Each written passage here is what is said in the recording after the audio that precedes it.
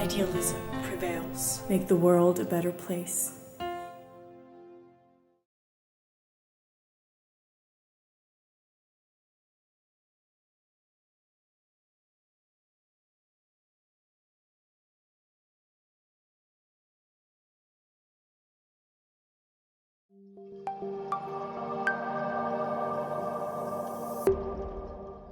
Good morning, Professor Mangott, and thank you very much for meeting with me today. Good morning. Today we speak about the Russia and Ukraine situation, since as of this moment Russia is gathering its troops near Ukraine border. This seems to be one of the greatest concerns of the Western states, since Russia is basically threatening to intervene in the eastern Ukraine, Donetsk and Lugansk separatist regions. Could you explain in short how the conflict has developed throughout the last 6 to 7 years? Well, actually, the Ukraine crisis emerged in 2013 as an integration rivalry between the European Union and the Russian Federation. Both sides wanted to get Ukraine much closer to the respective sides. Russia lost this integration rivalry when a pro-Western government took over in what Russians term as a coup in February 2014. And as Russia had lost this integration rivalry, which was a personal loss for Vladimir Putin himself, the Russians decided to go for what they could still achieve, and that was preventing the peninsula of Crimea and the city of Sevastopol to fall in the hands of Ukraine inside NATO. So for strategic and vital reasons, the Russians decided to seize Crimea, hold this questionable referendum, and then finally annexed Crimea. And in order to make life difficult for the new Ukrainian government and prevent its Western integration, Russia also supported and aided an uprising in East Ukraine, particularly in the provinces of Donetsk and Lugansk. And without Russian support, financial support, intelligence support, logistical support, and equipment support, the Ukrainian army would have been in a position quite early after the uprising started to suppress this uprising. But Russia sent not just weapons and money, but they also sent mercenaries. They also sent formal official Russian troops, while still Russia denies that that has ever been the case. And since then, we have these skirmishes at the line of control between Ukrainian and separatist forces. And in 2015, a major effort was done by Germany and France in negotiations with Russia and Ukraine to adopt the so-called Minsk II agreement to solve the crisis in eastern Ukraine. However, this peace plan has not been implemented by failures on both sides, on the Russian side and the Ukrainian side. And we still have had ongoing fighting at the line of control with casualties, including civilian casualties at both sides. Do you believe that Lugansk and Donetsk regions were ever considered by the Russian establishment as the zones that were supposed to be annexed, likewise Crimea? I don't think so. The situation in eastern Ukraine and in Crimea is completely different. If Russia decided to annex the separatist-held regions in Donetsk and Lugansk, this would mean that Russia would definitely face additional, rather harsh sanctions by the West, by the European Union and the United States. It would, in addition, have to pour a lot of money into these two regions in order to rebuild the regions, in order to revive the economy of this region.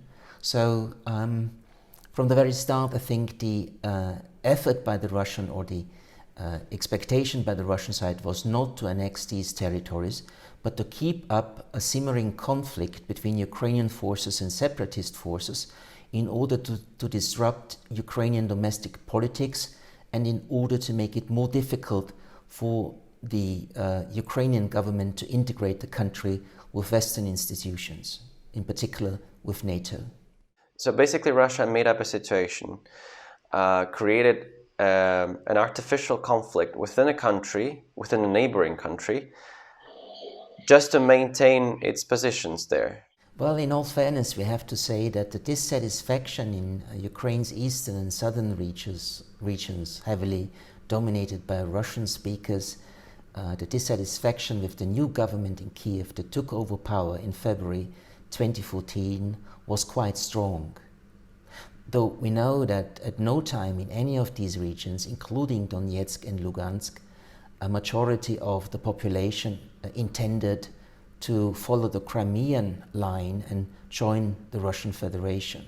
But dissatisfaction was high, and protests and rebellions in eastern Ukraine were real, but they would never have been so consequential had Russia not used the occasion to create a military conflict between the separatists aided in all possible ways by the Russian side and the Ukrainian armed forces. So no, we would not have an armed rebellion in eastern Ukraine without Russia's participation and without Russia's support.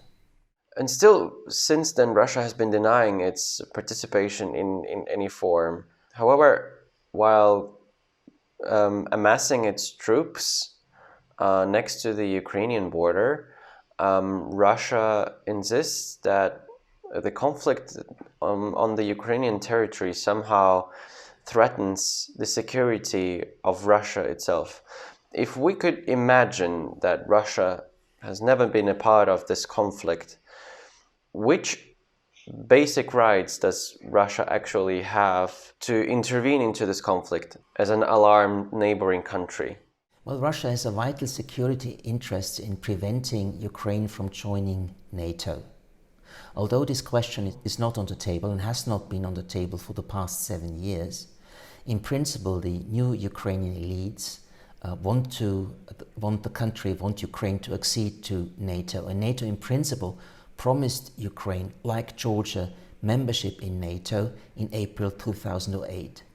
Well, NATO membership of Ukraine is totally unacceptable for the Russian side for political and particularly for military reasons. So by seizing Crimea, Russia wanted to make sure that the Black Sea of Russia remains present on the peninsula, and by supporting the uprising in eastern Ukraine, very much propping it up, it wants to make it almost impossible for Ukraine to join NATO. Why? Because NATO has a consensus established in the 1990s that NATO will not allow a country to accede to the alliance, which does have open territorial conflicts on its territory. And that is true for Georgia. And since the armed uprising in eastern Ukraine, that is also true for Ukraine. So for Russia, this intervention based on strategic security concerns is meant to prevent Ukraine from moving even further westward. Should actually Russia intervene into this conflict, what would be the consequences for Kremlin, for Moscow? What do you think of the consequences for the Russian economy of the sanctions and of the general foreign authority of Russia? Well, let me first state that observers are divided whether Russia will militarily start an offensive against Ukraine or not. There are some analysts who think that an invasion could very well take place, pointing to the size of the mobilization of armed forces on the Russian side and their locations.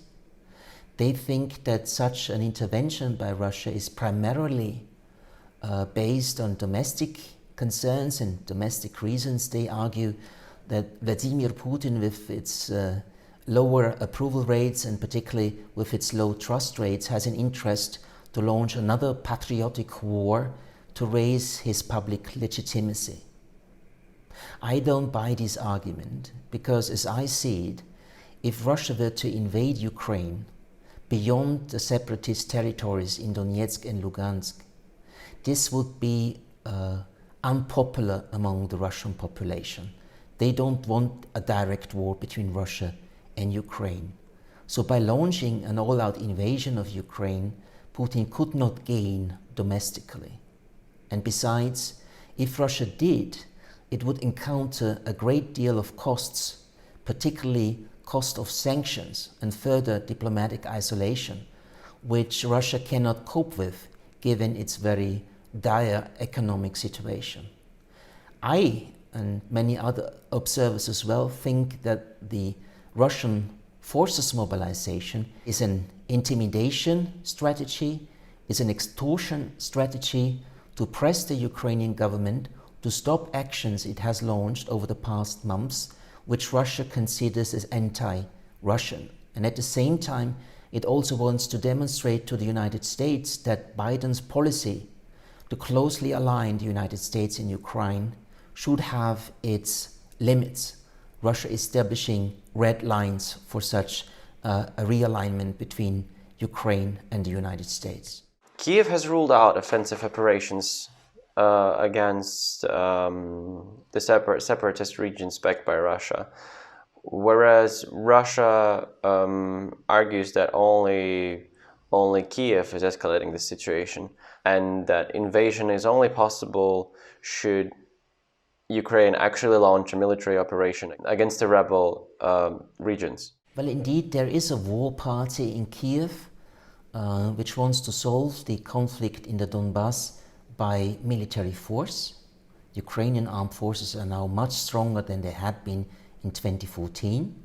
And indeed, the Zelensky government in Kiev in the past months has taken several steps to undermine the influence of Russia in Ukrainian domestic politics, like closing 3 television stations of the opposition, by targeting a close friend of Vladimir Putin, Viktor Medvedchuk, in the country, and by openly questioning the Minsk II agreement from February 2015. And indeed, Ukraine has mobilized armed forces and sent reinforcements to the east. However, these Ukrainian reinforcements actually were a response to the early mobilization of Russian forces. And despite the negative attitude the Zelensky government has vis-à-vis the Minsk II agreement, I have not expected, and I do not expect, Ukraine to launch a military offensive trying to bring down the rebellion in the separatist provinces. So I don't think that the Russian argument that Ukraine is preparing an attack on Donbass is actually valid. It's a pretext for the Russian side. What the Russians want to do, as I've said, is to intimidate the Ukrainian government and very much so to force it to stick to the Minsk II agreement. Zelensky in person and many of the members of the current Ukrainian elite have openly questioned the Minsk II agreement over the past months, which of course does demand a lot from the Ukrainian side to solve this conflict. And as there has been an impasse on implementing the agreements in the Minsk II Accord, the Ukrainian side, as I've said, openly questioned whether Minsk II should still be the plan to solve the conflict in eastern Ukraine. It has been openly talking about a new agreement that is necessary, which does not give which does not include so strong demands on Ukraine. And many Ukrainian politicians have argued that alongside France and Germany, also the United States and probably even the United Kingdom should take part in these negotiations. So actually ending the Normandy format that has dealt with this conflict over the past 7 years. So Russia is intimidating Kiev now by this troop mobilization. It's extorting the Kiev government now in order to stop the Ukrainian government abandoning Minsk II, which has a lot of advantages for the Russian side, I need to stress. But I don't think about an invasion. Yes, indeed, if the fighting in the separatist regions at the line of control will increase, we will see the flow of several official Russian troops, but I don't think that there will be an invasion. As I've said, this would be militarily quite difficult. It would be very costly in terms of blood and treasure, and it would, of course, force both the European Union and the United States to impose harsh sanctions on Russia, and Russia simply cannot actually risk such a scenario where Western sanctions are imposed on Russia, because the economy in Russia is weak, not just because of the pandemic, but for other reasons as well. Which moral right, so to say, does Russia resort to in this case? When it comes to moral arguments, Russia would certainly argue that Donetsk and Lugansk are part of what they call the Russian world, Ruski Mir, and they would argue that if this Russia-speaking and ethnic Russian population is threatened by Ukraine, Russia has to take care of these co-nationals and defend them against a Ukrainian military aggression. When it comes to legal rights, actually, the Russians refer to the fact that more than about 600,000 civilians living in the separatist provinces have since 2019 obtained Russian passports in a policy of what we call the passportization, which Russia had already tried in Georgia a decade ago. So Russia is arguing, as these are Russian citizens, if they are going to be attacked by the Ukrainian side, Russia is under legal obligation to defend its citizens. However, this issue of invasion or no invasion is not a question of legal norms or legal rights, it's a question of might. And Russia is in a position to project its military power to Ukraine and is indeed a threat to Ukraine. And this military threat by Russia limits the room for maneuvering for the Ukrainian government. And Russia has started this mobilization just to remind Kiev about what Russia could possibly do to bring down the Zelensky government in Kiev. So basically, Russia is being a bully. So is being a country that is flexing its muscles next to much less powerful in form of the military forces country, just in order to scare the establishment of the smaller state. Well, absolutely. I fully agree with you, because despite all the verbal support by the European Union member states, the United States and other countries like Canada for Ukraine, calling for Russia to stop these preparations for a military aggression, the Ukrainian government definitely knows that neither EU member states nor the United States will come to the aid of Ukraine if such an invasion actually would start. So they realize that there is a lot of moral and verbal support, but no material, let alone military support, and that makes it clear to the Ukrainian side, if Russia decided to start such an invasion, then it would be on its own, it would be alone, it would need to defend itself against much stronger Russian forces.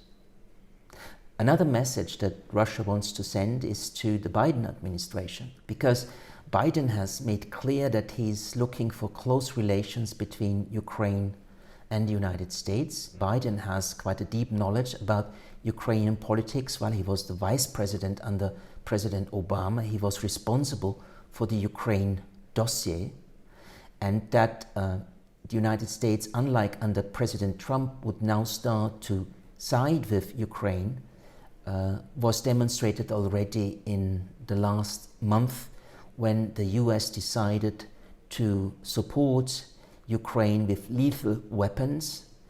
They signed an agreement of handing over weaponry to the Ukrainian side of the value of $125 million.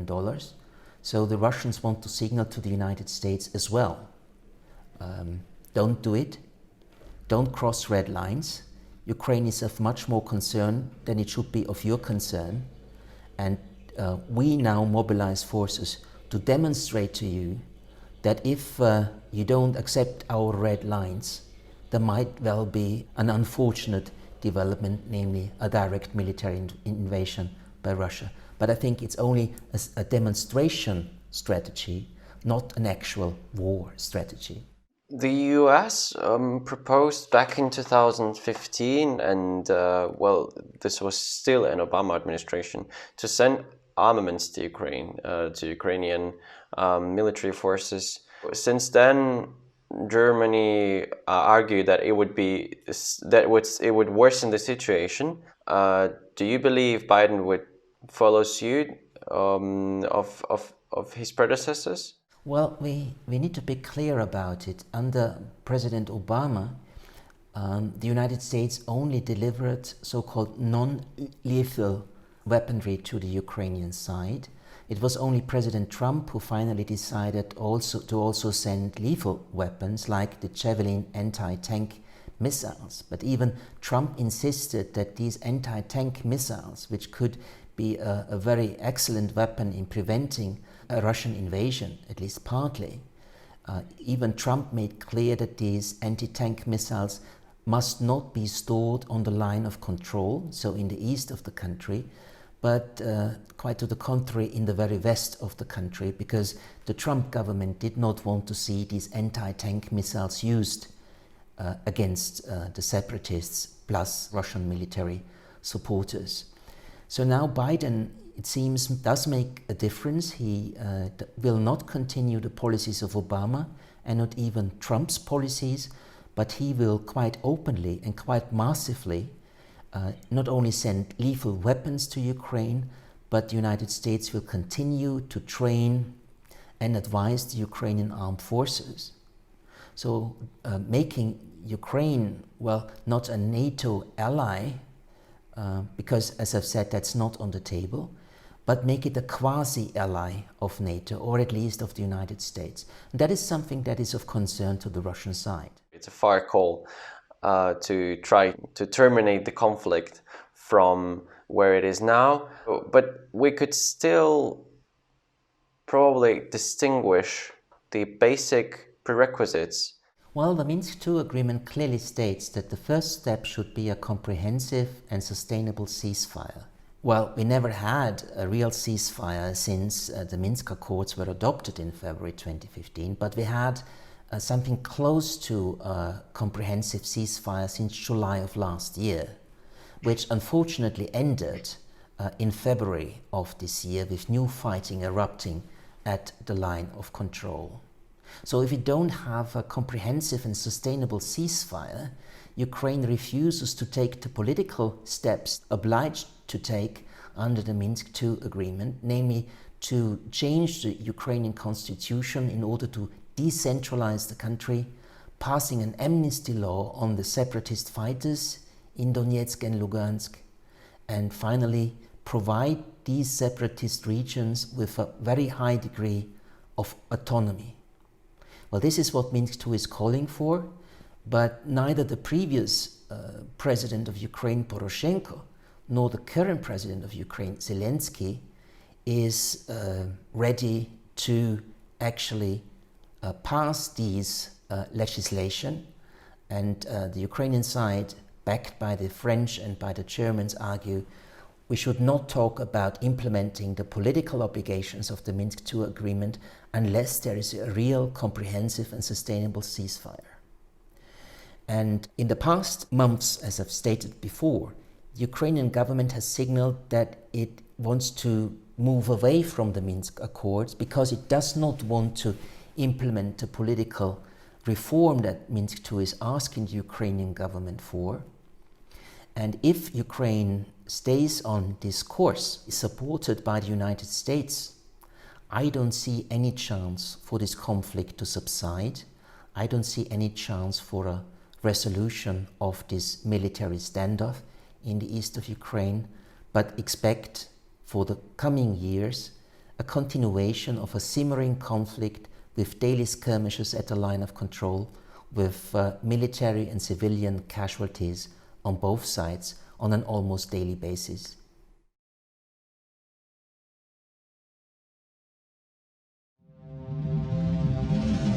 Idealism prevails. Make the world a better place.